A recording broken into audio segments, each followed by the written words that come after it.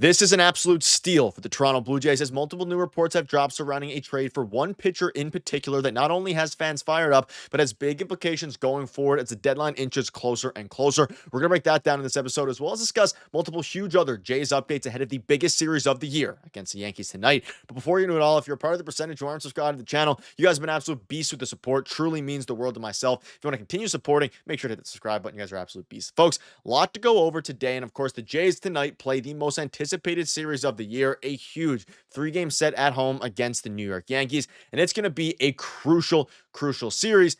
But we're going to be talking some trades today because there is a big move on the horizon for the Jays. Now, whether that's in the form of a bat, a starting pitcher, of course, we'll have multiple videos breaking it down, but a recent article has dropped surrounding MacKenzie Gore, and it's very interesting. Mark Feinsand came out recently, you can see here on MLB.com in the third paragraph, and said that MacKenzie Gore is a potential trade candidate.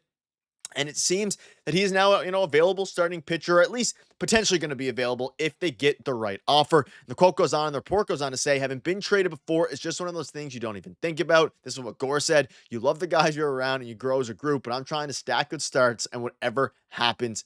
And of course, there's been rumblings with MacKenzie Gore for a while and getting traded. But of course, Mark Feinsand said that he is a potential trade candidate.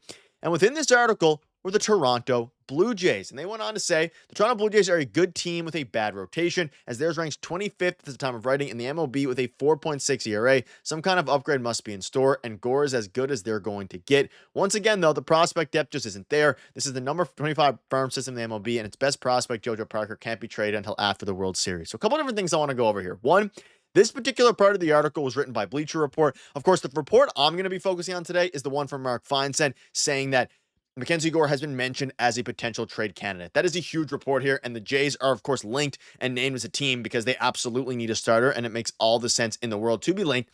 And whoever wrote this particular part of the separate article, I mean, they clearly I don't think they follow the Jays that much. Like, obviously, their rotation has been struggling, but it called JoJo Parker their best prospect. I mean, Trey Savage, Arjun Amala, both have more value than JoJo Parker, and the Jays could get the deal done with one of those guys or two of those guys included in my eyes. But let's focus on the report here now, because it is a very interesting one. Now, obviously, MacKenzie Gore is going to be a difficult pitcher to acquire, but boy, would this be a steal for the Jays no matter what the amount is. And of course, a report came out from John Heyman as well, revealing that there have already been several teams that have asked about MacKenzie Gore. So you pair that with the fact that Mark Feinsand said there are many suitors, then that starts to open up the floodgates of the Toronto Blue Jays, because they are in an all-in mode right now, a full-on all-in mode. And of course, whether or not they have enough prospects in the system, I think the notion that the Jays have a really bad farm system is a bit outdated now. You got JoJo Parker, sure, they're not going to be trading him. They just drafted him.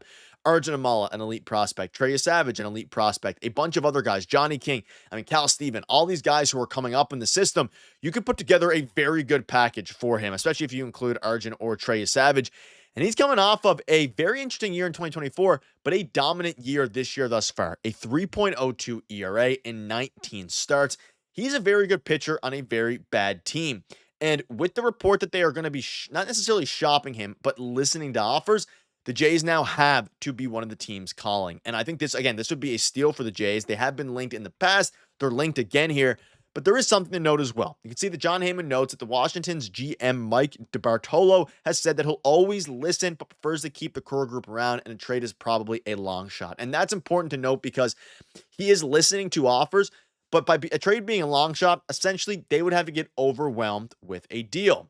Now, let's present to you the Jays' top 10 prospects according to MLB Pipeline. This doesn't include JoJo Parker, and whether Trey or Elvis Martinez is still the number 3 prospect, probably not. But regardless of that, right?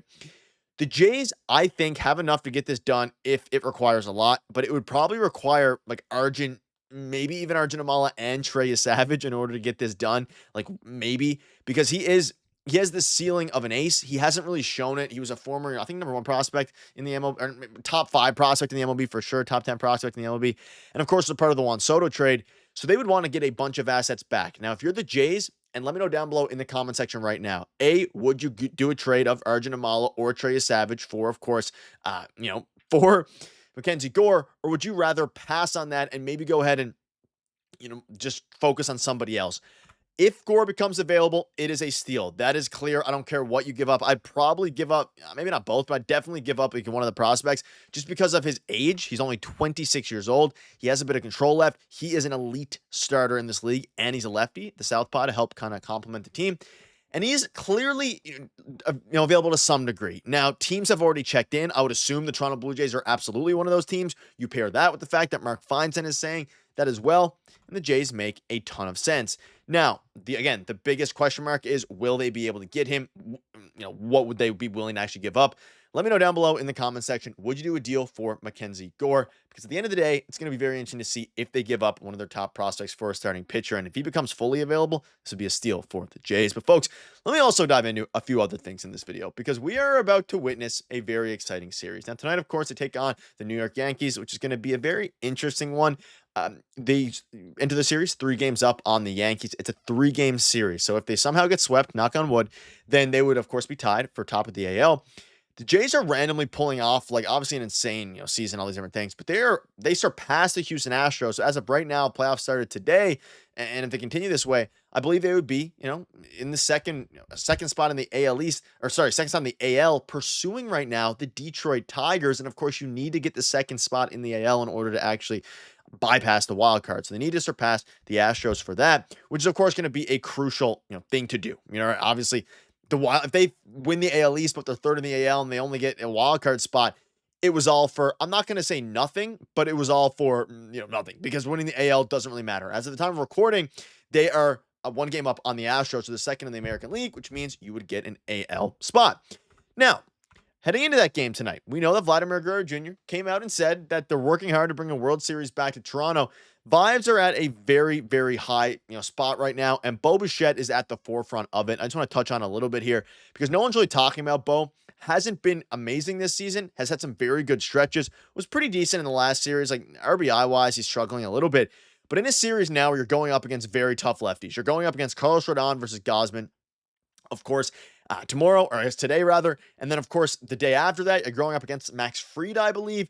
All these different things are going to be happening. You're going to need Bo and company to absolutely dominate, and especially Vladimir Guerrero Jr. And that's going to be the guy that we need to keep an eye out on. Is Vladdy? Is he going to have a legacy series? Is he going to help carry this team like he did in yesterday's game? Or is he going to fold a little bit and continue to struggle like he has been?